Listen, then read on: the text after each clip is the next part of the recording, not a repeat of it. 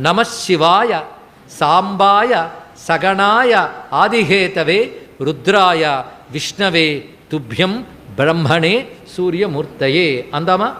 నమశివాయ సాంబాయ సగణాయాదిహేతవే రుద్రాయ విష్ణవే తుభ్యం బ్రహ్మణే సూర్యమూర్తయే. ఈ శ్లోకంలో ఉన్న మంత్రశక్తి ఒక్కసారి చెప్తాను. నమశివాయ పంచాక్షరం ఉంది. సా అంబాయ అమ్మవారితో ఉన్నాడు. స గణాయ గణములన్నీ ఉన్నాయి. అంటే గణ సహితుడు ఆయన మహానుభావుడు ఆదిత్యుడు. ఆదిత్యుడి చుట్టూ 84 గణాలు ఉంటాయి. 84 గణాలకు మన సమూహం ఇంకా బోల్డ్ ఉంటాయి. అందుకే గణ సగణాయ. ఈయన ఆదిహేతవే, ఆదియందు త్యా ఉన్నవాడు కనుక ఆదిత్యుడిని పేరు.